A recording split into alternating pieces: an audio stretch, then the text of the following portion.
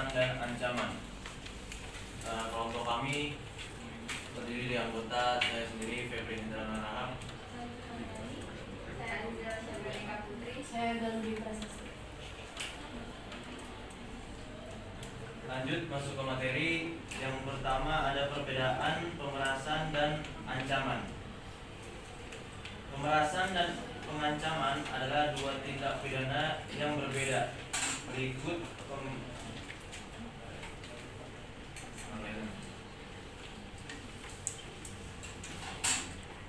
persamaan dan perbedaan serta pidananya dalam KUHP baru. Perbedaan pemerasan dan pengancaman ada pada cara dan pidananya.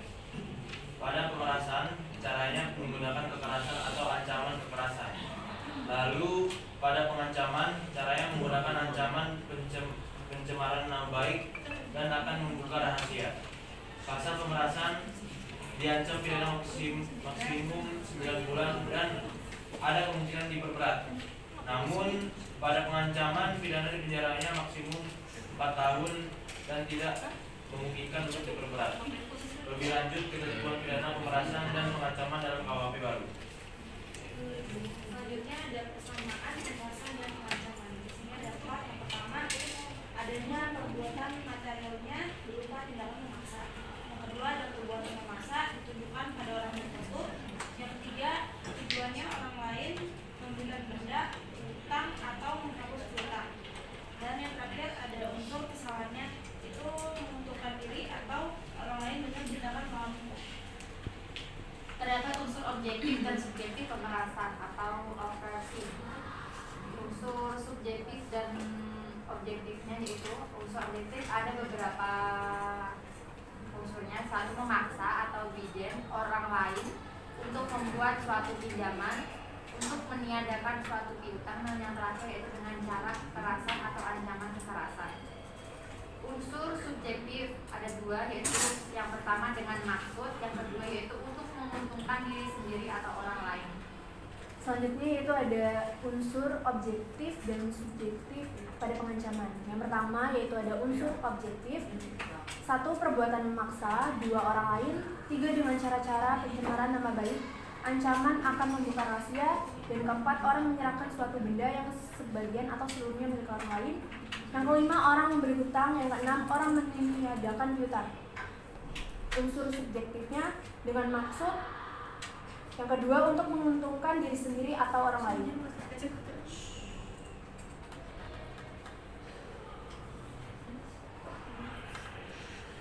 Dalam KUHP pidana pasal 368 dan 369. Pasal 368, barang siapa dengan maksud untuk menguntungkan diri sendiri atau orang lain secara melawan hukum, memaksa seorang dengan kekerasan atau ancaman kekerasan untuk memberikan barang sesuatu yang seluruhnya atau sebagian adalah kepunyaan orang itu atau orang lain, atau supaya membuat utang maupun menghapuskan piutang, diancam karena pemerasan dengan pidana penjara paling lama 9 tahun. Pasal 369 menerangkan bahwa barang siapa dengan maksud untuk menguntungkan diri sendiri atau orang lain secara melawan hukum dengan ancaman pencemaran nama baik dengan lisan maupun tulisan, atau dengan ancaman akan membuka rahasia, memaksa orang supaya memberikan barang sesuatu yang seluruhnya atau sebagian kepunyaan orang itu atau orang lain, atau supaya membuat utang atau menghapuskan piutang, diancam dengan pidana penjara paling lama 4 tahun. Contoh kasus pemerasan dan pengancaman mungkin melalui medsos. Pada satu kasus dalam medsos melanggar seperti ada bentuk ancaman atau kekerasan dalam medsos, akan dikenakan hukuman dalam pasal 29 UU ITE yang bunyinya setiap orang dengan sengaja dan tanpa hak mengirimkan informasi elektronik atau dokumen elektronik yang berisi ancaman kekerasan atau menakut-nakuti, pidana penjara paling lama 4 tahun atau denda paling banyak 750 juta. Selanjutnya ada pertanggungjawaban tindak pidana pemerasan dan pengancaman. Yang pertama, pelaku tindak pidana dapat dibedakan dalam yang melakukan, yang menyuruh, yang melakukan, yang membantu melakukan, dan yang menunjuk melakukan.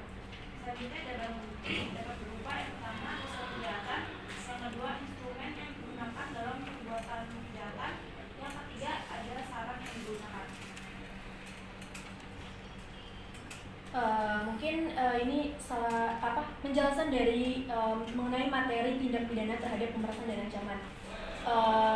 Kita buka sesi tanya jawab dan diskusi untuk dua kelas A dan kelas B. Boleh nanti kita sama-sama diskusi. Boleh ditanyakan yang mau nanya, boleh. Oke, perkenalkan, nama saya Muhammad Rifal Akbar dari paket 051. Ini menurut teman-teman, apakah undang-undang yang saat ini berlaku untuk pemerasan dan ancaman sudah efektif? Nah, kalau sudah efektif alasannya apa, dan kalau belum efektif alasannya apa? Sambung dulu ya. 051.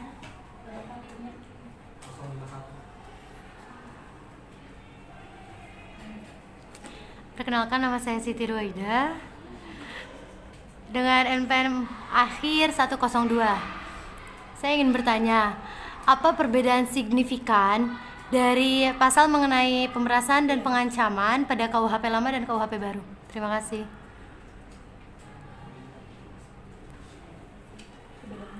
Perbedaan atau perubahan yang signifikan. Ada lagi?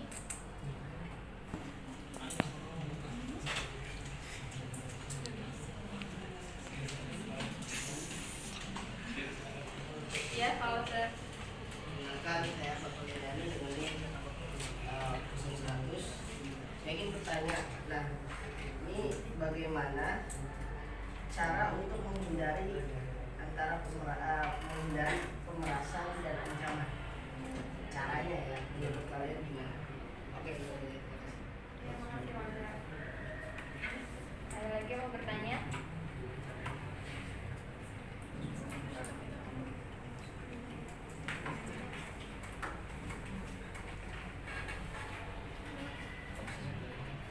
Ya. Risma Julianti, NIM-nya 036.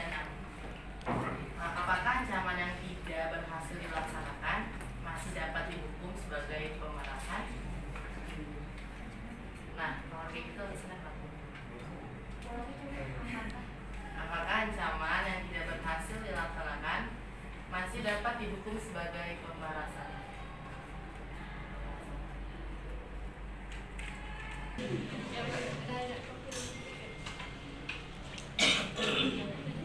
Baik, kita akan menjawab pertanyaan. Mau jawab apa ya? Boleh. Pak polisi.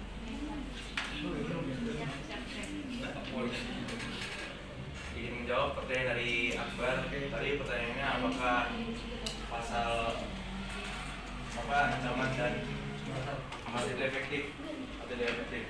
Kalau menurut saya sendiri itu efektif. Yang pertama tentunya untuk membuat efek jerah untuk si pelakunya. Ya. Yang kedua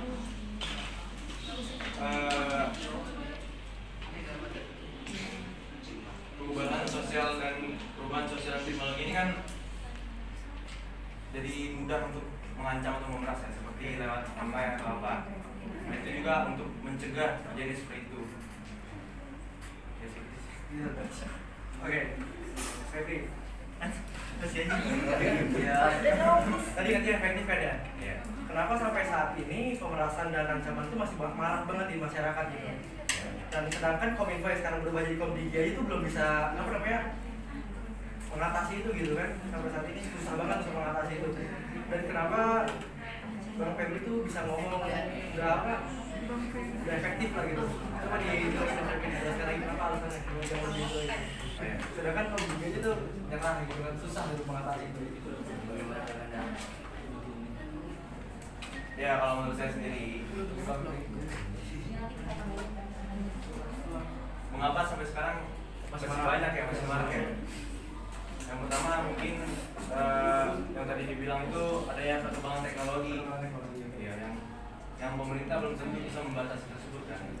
Sedangkan contoh saya sendiri bisa mengancam Akbar dengan nomor lain, misal saya tahu rahasia Akbar kan.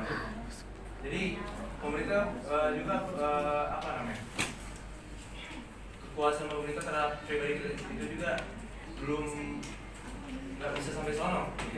Jadi mungkin hanya bisa membuat ancaman untuk para pelaku untuk tidak melakukan tersebut. Ya, supaya menghindari. Terima kasih untuk Siapa?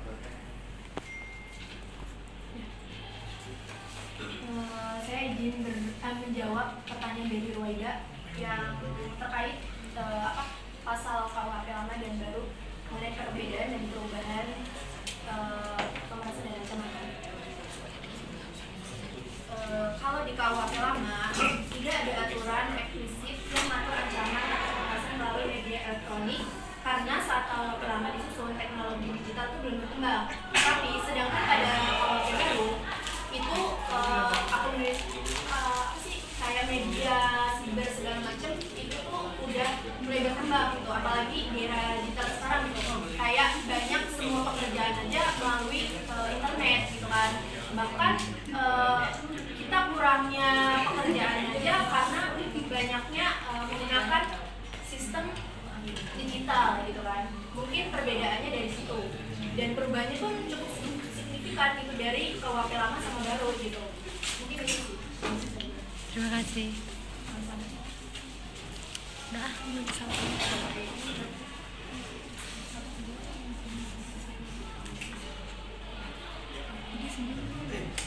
Oke.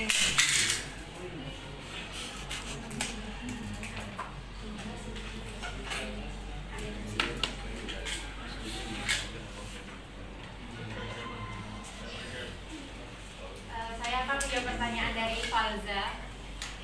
Bagaimana caranya untuk mencegah pemerasan dan pengancaman, betul? Menghindari pemerasan dan pengancaman itu pastinya ada beberapa caranya. Seperti kalau untuk keamanan pribadi, dalam untuk menjaga keamanan pribadi seperti HP, kita bisa menggunakan selain untuk dijaga informasi pribadi kita. Jangan membagikan informasi pribadi seperti alamat rumah, nomor telepon, atau data keuangan di media sosial atau kepada orang yang tidak dikenal. Yang kedua yaitu jangan mudah terpancing oleh rayuan atau ajakan yang mencurigakan.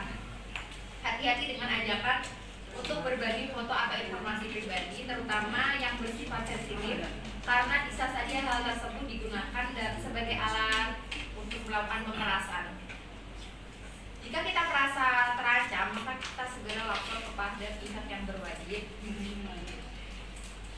Gunakan perangkat lunak keamanan, install perangkat lunak antivirus, dan pastikan perangkat lunak tersebut serta aplikasi tersebut diperbarui untuk mencegah kebocoran data atau akses yang tidak sah.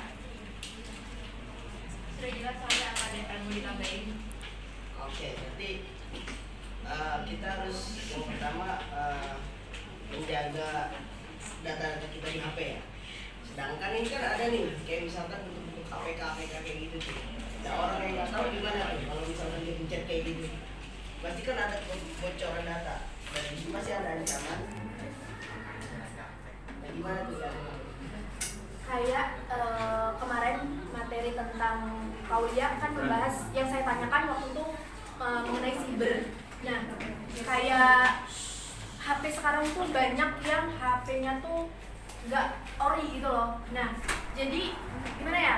Kalau dari kitanya tuh harusnya sebenarnya harus bisa milih mana yang aplikasi yang memang tidak baik dan yang baik gitu.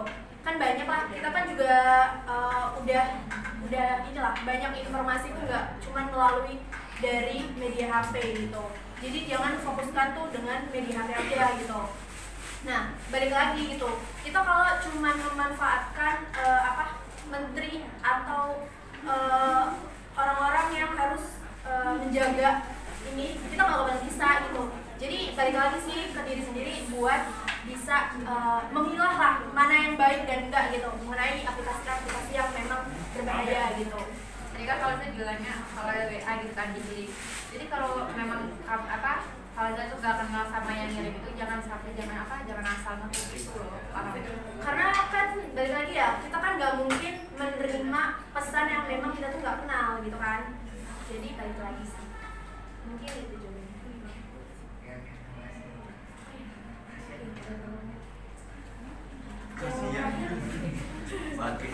Izin menjawab pertanyaan dari Risma. Tadi pertanyaannya kan apakah ancaman yang tidak berhasil dilaksanakan masih bisa dihukum?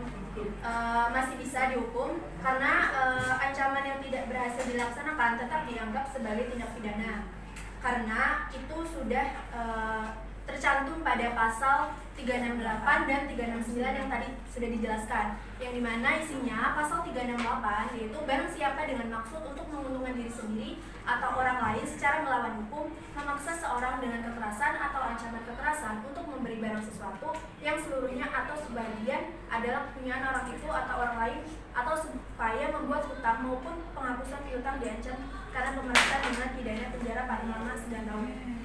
Jadi kayak pada intinya tuh ketika memang itu udah termasuk tindak pidana tetap bakal bisa dipidanakan gitu.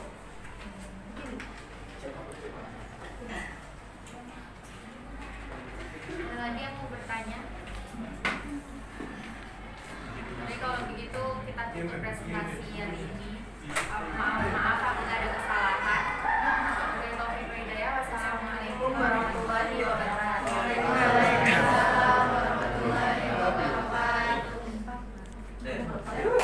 Kenapa harus berdua sih?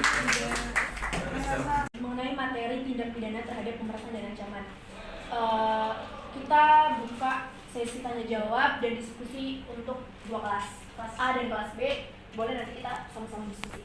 Boleh ditanyakan yang mau nanya. Boleh. Oke, teman-teman, nama saya Muhammad Rifal Akbar dari Paket 051. Ini menurut teman-teman, apakah undang-undang yang saat ini berlaku untuk pemerasan dan ancaman sudah efektif? Nah, kalau sudah efektif alasannya apa, dan kalau belum efektif alasannya apa?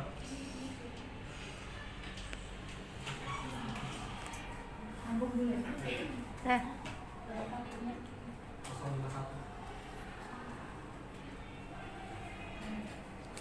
Perkenalkan, nama saya Siti Ruwaida dengan NPM akhir 102. Saya ingin bertanya, apa perbedaan signifikan dari pasal mengenai pemerasan dan pengancaman pada KUHP lama dan KUHP baru? Terima kasih.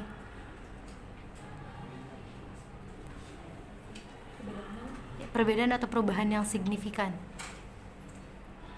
Ada lagi?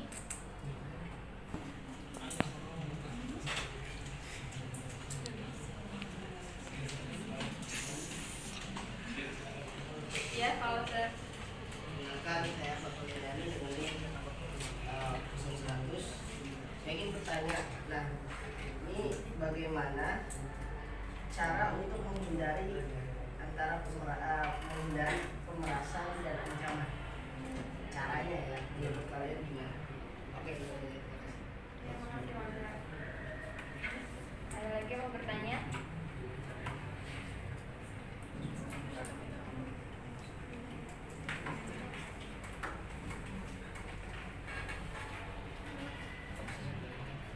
Ya. Risma Julianti, NIM-nya 036. Apakah ancaman yang tidak berhasil dilaksanakan masih dapat dihukum sebagai pemerasan? Nah, kalau kayak gitu silakan. Apakah ancaman yang tidak berhasil dilaksanakan masih dapat dihukum sebagai pemerasan?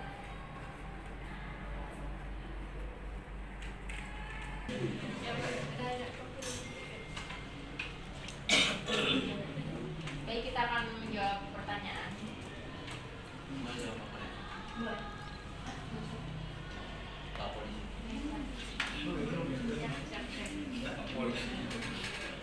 Ingin menjawab pertanyaan dari Akbar. Tadi pertanyaannya apakah pasal ancaman dan masih itu efektif atau tidak efektif?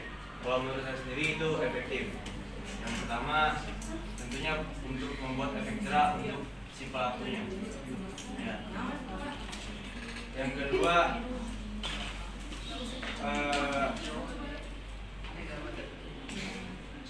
perubahan sosial teknologi ini kan